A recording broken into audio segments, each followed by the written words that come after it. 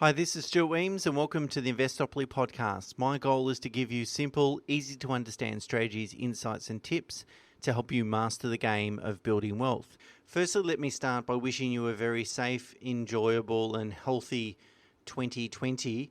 Thank you very much for continuing to join me on this podcast, and hopefully I get to share lots of useful information to help you build wealth. Okay, so in this episode, I'd like to talk about what a financial planner does for you. So what is their day-to-day job? What does it look like? And I think this is important for two reasons. The first one is that, firstly, it will give you a better appreciation for what's involved and therefore put you in a better position to decide whether you're going to get enough value from engaging in a financial planner. So that is, do you need one or are you fine to go it alone? And secondly, if you already have a relationship with a financial planner, then you know what a reasonable expectation is in terms of what they should be doing on an ongoing basis. Okay, so let's jump into it. I've got a list of 9 things that I think a financial planner should be helping you with. But of course, depending on your circumstances and the planner's arrangements, of course, there could be things outside of this that either I work with clients and help them, or that clients may need assistance beyond these 9 criteria. So first thing is to develop a long-term strategy. That's pretty self-explanatory. In fact, it's one of the predominant reasons that people engage a financial planner is so they can help them map out a long-term investment strategy that's going to help them achieve their financial and lifestyle goals. And that would include what to invest in, how much, when, what sort of ownership structures, etc., etc. Really a bit of a recipe, if you like, from how to get from A to B, being A's being where you are and B is obviously your financial and lifestyle goals and so forth. I believe and always have believed that adopting a holistic approach really generates or produces the most efficient and effective strategy, so therefore generates the most amount of value for a client because it considers all facets, including super, property, shares, tax minimization, and so on. Whereas a sort of piecemeal approach, so dealing with someone, for example, that can advise on shares but not property or vice versa, or someone that doesn't have that well-rounded tax knowledge or doesn't really have knowledge on what's doable from a borrowing capacity perspective, for instance, opportunities might slip through the gaps there. So therefore a holistic approach I think is really wise. Of course, a long-term strategy needs to be robust enough to accommodate expected and to some degree unexpected changes in your financial situation, in markets, in laws and so forth. So that's not to say that small adjustments won't be necessary on an ongoing basis. They probably will be, but really shouldn't probably need to throw out the whole strategy. Obviously, engaging an advisor to help you develop a long-term strategy is going to yield quite a few benefits, including giving you the comfort that you are actually taking the right approach, ensuring you don't waste time pursuing the wrong path, strategy or avenue, and therefore, then you've got to really change everything 10 years later when you work out, hey, I've been going down the wrong path and you've wasted that 10-year period. Making sure that you've considered all strategies as well. Some of the feedback that I get from working with clients is that I present a strategy and people go, wow, okay, I never would have thought to, take that approach. So the first one's develop a long-term strategy. The next one, the next bit that a financial planner will spend time on is researching investment options and strategies. And I think this is really important. The financial services industry is very dynamic. It's always changing.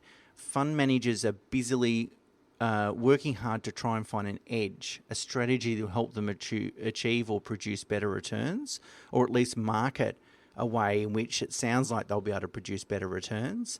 And also there's more academic and peer-reviewed research that's being published, particularly on the internet at an increasing rate. It's really, there's volumes and volumes and volumes of information out there. And so it's important to keep on top of it. Now, the key takeaway here is you have to determine what is a fundamentally sound, safe, proven strategy that is worthy of adoption versus what is just marketing noise, because a lot of it is just marketing.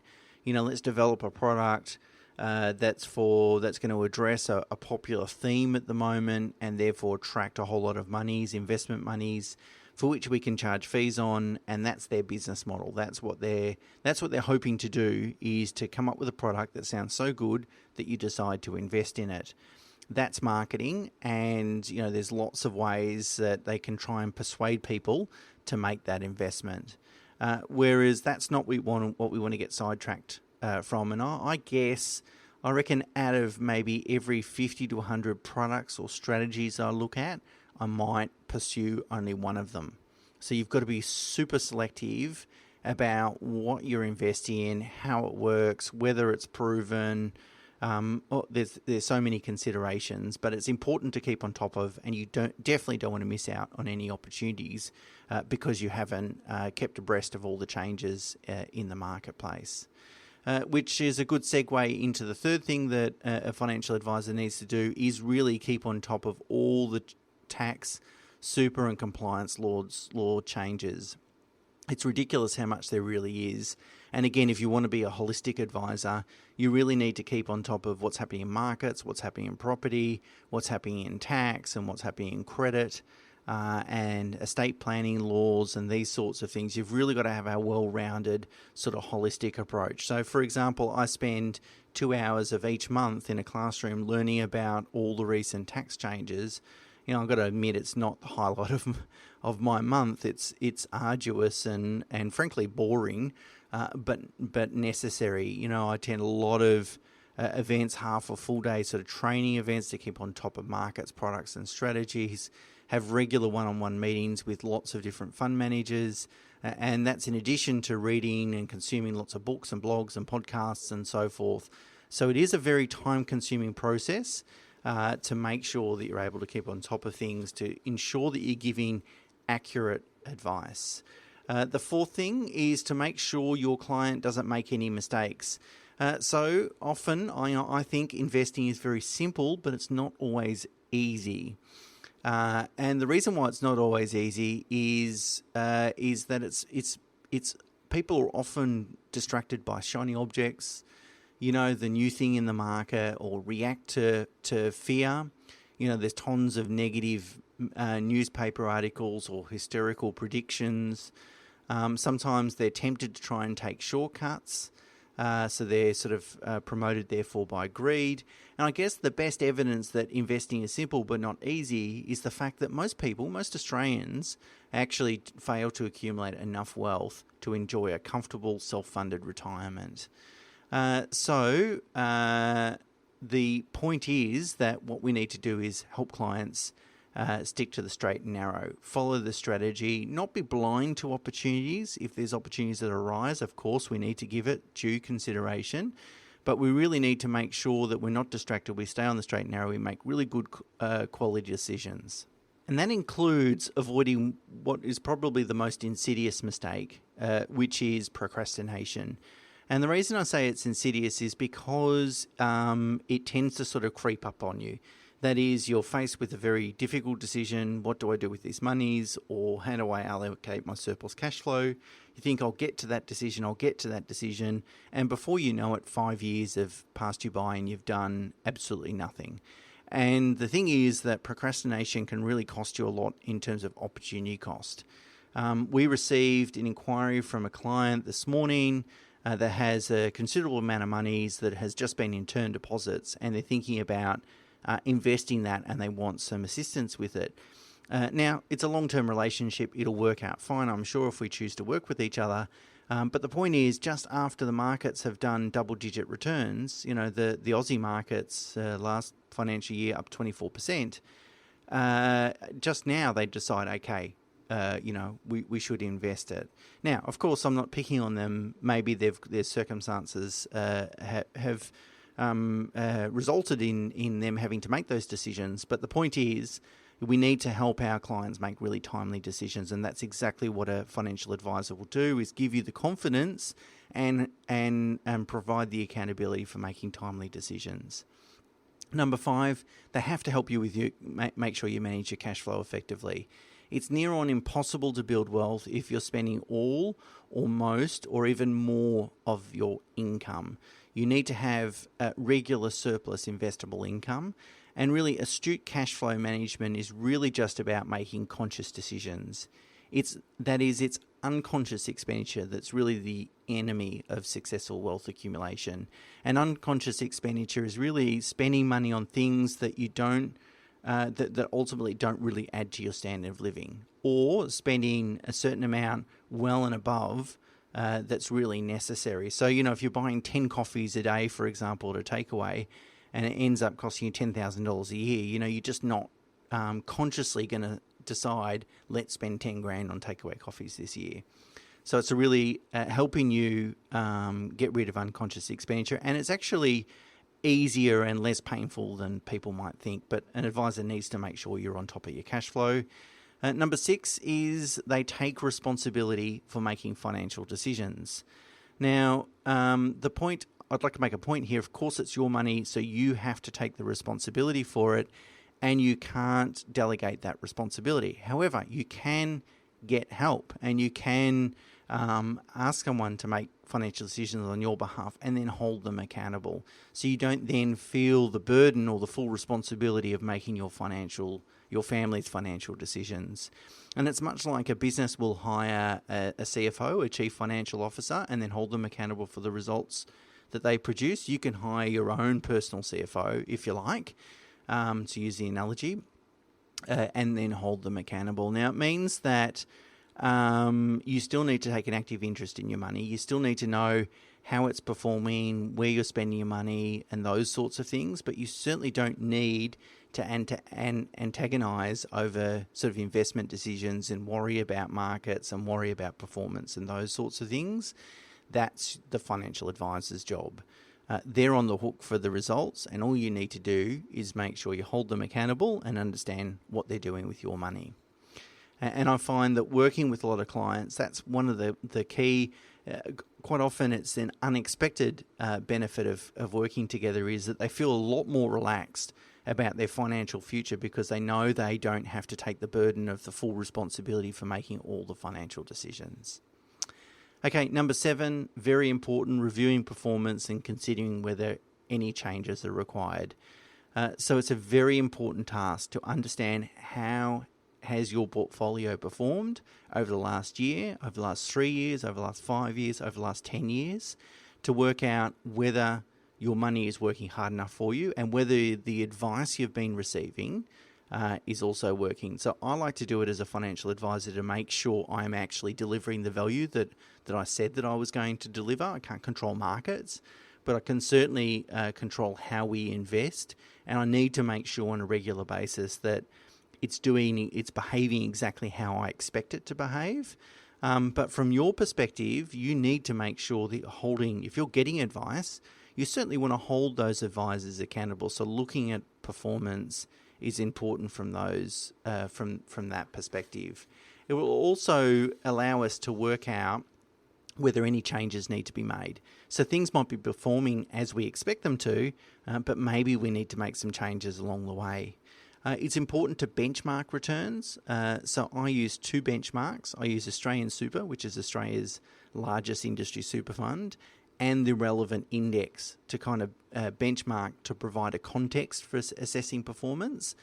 So that's important that your advisor does that as well, so that you know, okay, if I had to put my money elsewhere, how would have it performed? Because we've all got lots of options on who we want to use as an advisor and where we want to invest the monies. And so it's really important to have a look at that.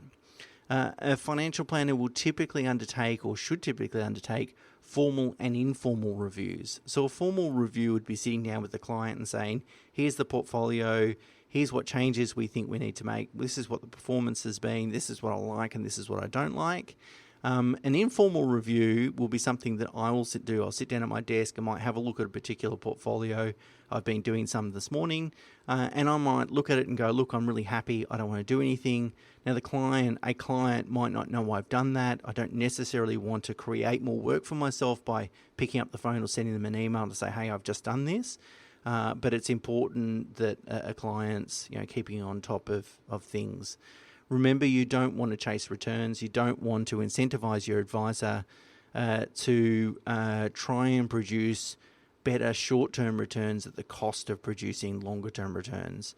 So sometimes I will say to clients, look, we might underperform the market, but it is our intention because what we're trying to do is address these risks, A, B, and C, and D, whatever it is. So it's not just all about returns. We need to think about the risk profile as well. The second last item is obviously to be on hand to answer any questions and navigate any changes or assist with any major financial decisions. Most of my clients find great comfort in the fact that they're able to seek counsel from someone that's, one, totally independent, and two, that they trust, that also understands their personal circumstances and has a really thorough understanding of what their long-term strategy is. And with that context, they can then just run issues past me and know that they're getting a well-rounded and full sort of counsel or opinion about what they should do or if they should do anything as a result of anything that's changing in their life. And lastly, the last step is they need to help you protect you and your family and your assets. So that's probably really gives rise to sort of two situations, which is firstly, protecting assets from known and unknown risks, and that includes ensuring you've got the right insurance cover, like income protection, life, TPD insurance, those sorts of things. Ensuring you've got the right estate planning documents, wills, power of attorneys, letter of wishes, binding financial agreements, and so on. It can extend to things like expected inheritance receipts to make sure they're structured correctly. So if you expect to receive some monies from a parent or grandparent or relative, we want to make sure they're going to come into your asset pool effectively and those sorts of things. The second issue in terms of protecting your assets, it really only applies mostly to people that are in retirement, because at some point capital preservation becomes more important than investment returns. And so therefore it's really important that particularly someone that's in retirement fully appreciate the risk profile and make sure they've got an asset allocation that's congruent with that risk profile, which is a bit of a challenge today because in the past, certainly when cash rate was higher, we could just put it all in term deposits. That felt very safe. But if we're only getting 2% and falling, term deposits isn't necessarily a great answer. The default, let's stick it in the stock market, isn't necessarily a good answer either. So it's important that people in retirement make sure they've got the right investment strategy and asset allocation so they don't need to expose their monies to any risk and so forth. Okay, so that's the summary of what a financial planner should do. Let me go through the 9 things. Develop a long-term strategy. Research investment options and strategies and spend a lot of time doing that. Keeping up to date with all the changes. Making sure you don't make any mistakes. So hold you accountable and keep you on the straight and narrow. Help you manage cash flow effectively. Take responsibility for making financial decisions so you don't have to have the burden of doing that. Review performance of your assets. Number 8 is to answer questions, and number 9 is to make sure they protect your assets. So as you can see, a financial planner's role is a lot more than just telling you what to do with your money and where to invest it and so forth, or at least an independent, holistic financial advisor's role is. Hopefully that gives you a better understanding of what they do and what they can help you with. And of course, if you need any more information, there is notes in the show notes and also the blog on our website. Again, thank you very much for tuning into the podcast and looking forward to sharing with you lots more throughout 2020. Bye for now.